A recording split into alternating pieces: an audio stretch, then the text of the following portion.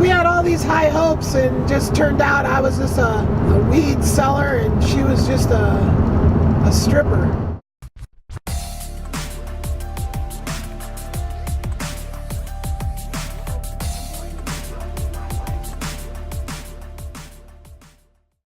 After our, Jay and I's we cropped like a third crop that I really don't remember too much about. It's weird. Which probably means that the drug levels were higher at that point. And so then we moved out to this house in Malala, and that was like the beginning of the end. That was lasted 10 months.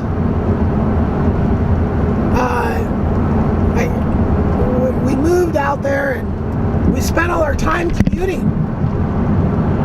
Literally, it was like a 45-minute drive to every place we had to be.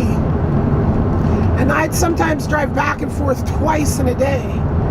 So I was just spending all my time in driving and partying. That was really a up thing, because I'd end up partying and being, out so far away from my house that it wasn't even realistic to get there. And then at one point I traded cars with Jay. I don't remember why, but I let her drive my truck and I was driving her Civic. I blew up the motor on her Civic driving it home one night, just basically flooring it. I was just flooring it, see how fast it could go, and freaking blew the motor up. Yeah. Stupid ass. So then I didn't have a car, then she had my truck. And yeah, not having that just kind of was the icing on the cake in that place, that you had to drive 45 minutes a day, and now we only have one car. The stress levels were super high because the money problems. And, I was doing just stupid too.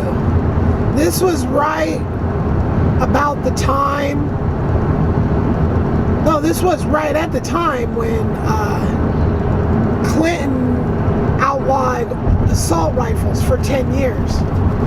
And so I literally, Jay was basically supporting everything, paying the bills, and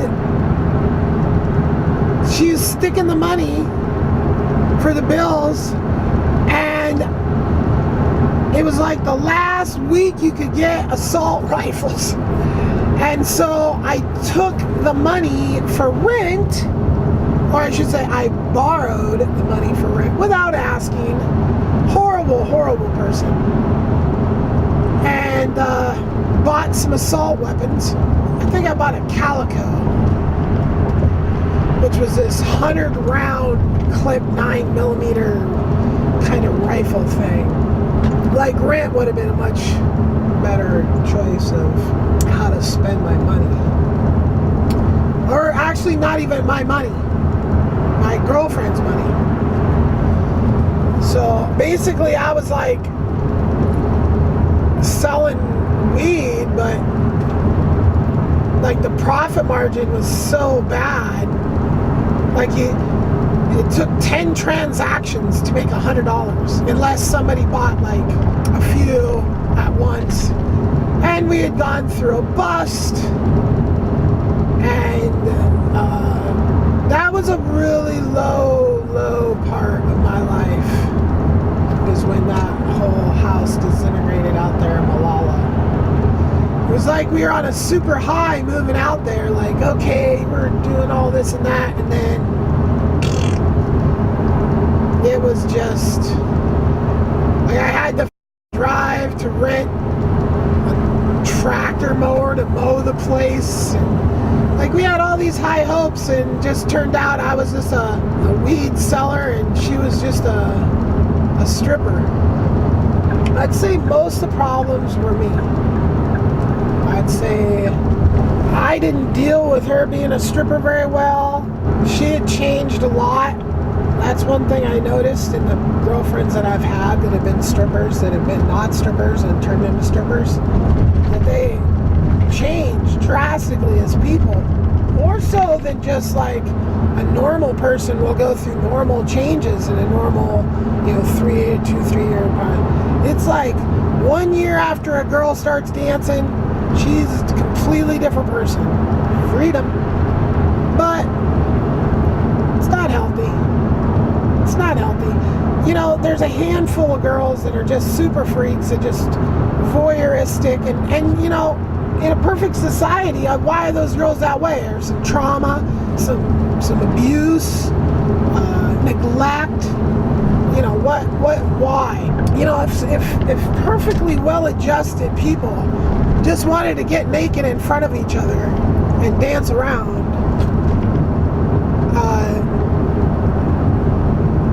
but when it's got to do it to pay the bills, it just does something to people. Not that I haven't danced naked in front of women for money.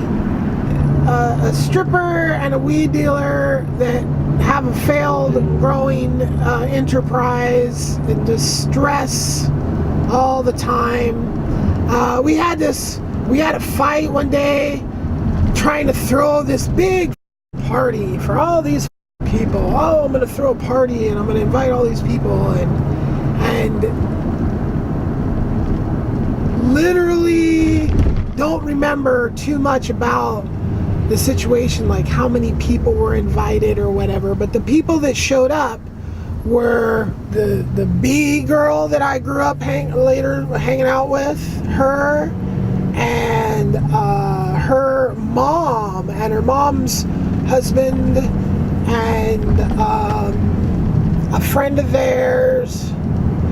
So literally they all showed up as Jay and I were freaking fighting, arguing in the window of the house. Like, I swear it was like a situation where she knew people were on the way over, and like she just didn't want to just break up with me or something. It was like she wanted to make everyone hate me. So she started just this absolutely no reason for it bull. There's people on their way, and of course we're arguing. By the time they get there, these people see they're arguing, that I'm the asshole, and basically that was the last time I saw that whole entire group of friends.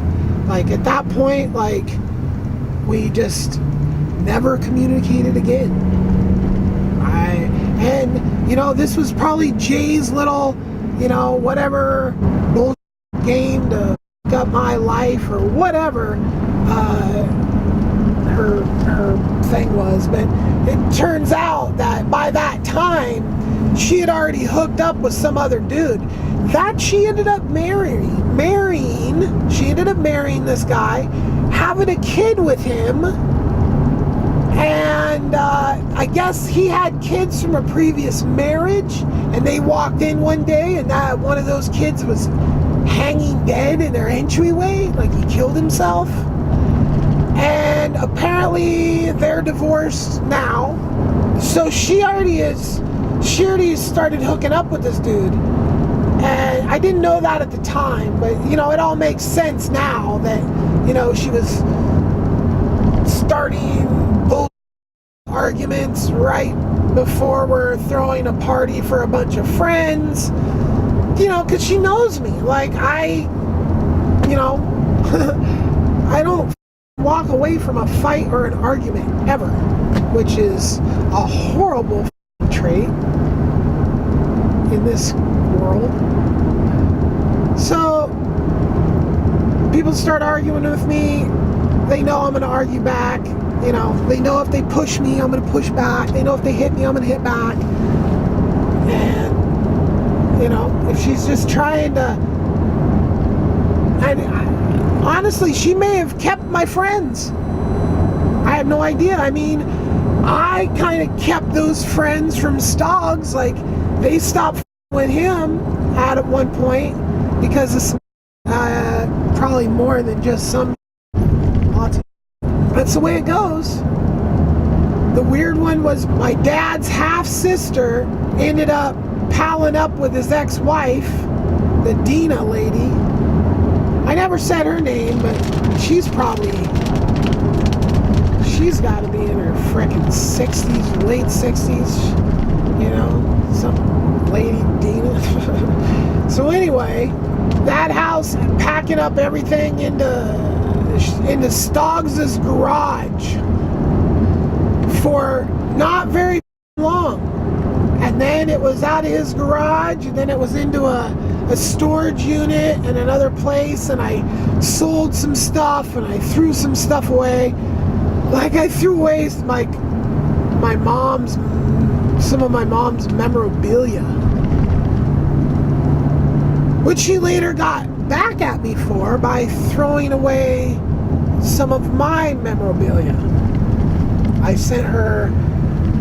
I made her a leather purse and she threw it away, and I made her I took pictures of some stuff that I built, and then she threw that all away too. So she got even with me for, and I honestly, it wasn't like I threw it away like with any sort of malice or anything. It's just I honestly didn't know what it was. Like, you know, just a note to anybody, if you ever have somebody watch your stuff or whatever, and you have some of your stuff that's really important to you and other stuff that isn't, you should probably mark it. Like, there was no special markings on anything, right? So she definitely was annoyed with that. When she hated my dad, and it was something from that marriage, so I honestly don't know that relationship. And I, one night, and this is admitting to a crime that I got given these drugs. What were they? Some fancy from the 70s style. Quaaludes. Yeah. So I got given Quaaludes, and I took one and then was like, wow, that's a good feeling. I'm gonna take more. And so I kept taking them until I had basically taken too much, and I was on a freaking blacked out rampage. No, when I say rampage, it just means like I was running around partying lawlessly, not like shooting or killing or beating or raping or killing or anything, like stealing or anything like that. Just like lawless partying. Don't really remember much. It was days though of fuzziness, and in that time for the lack of a better explanation, I think I snuck into into Jay's apartment, and because I had a picture of her boyfriend, or her soon-to-be husband, and I had no idea how I got a hold of that. I must have gone into her apartment because I knew where she lived. I mean, she had me over a couple times, and I mean, it ended up in just really, like, at one point she was really into photography, getting her like modeling, and not really into it. She just got some modeling pictures done from this guy down, like, literally like a half a block away from our house. He had his studio, and we went there and shot as a couple, and he blew the shot up to like a full-size painting portrait style, and it was a black and white shot, and then we each just had one little tattoo. So we actually colored in the tattoos and put some highlights in our hair and like colored in our eyes or something like that, and won an award. And I went and I came into some money as Jay and I were like wrapping our relationship up, and I had a storage unit and I was giving her stuff back, and I went and I bought that painting and it gave it to her. That was the biggest waste of money ever. Like, what chick ever is gonna want a picture of her, a painting, a whole entire ginormous painting of her and her ex-boyfriend that she hates. So I gave her that, and I really wish I would have kept, although I probably wouldn't have still had it today if I kept it, because I've lost pretty much everything.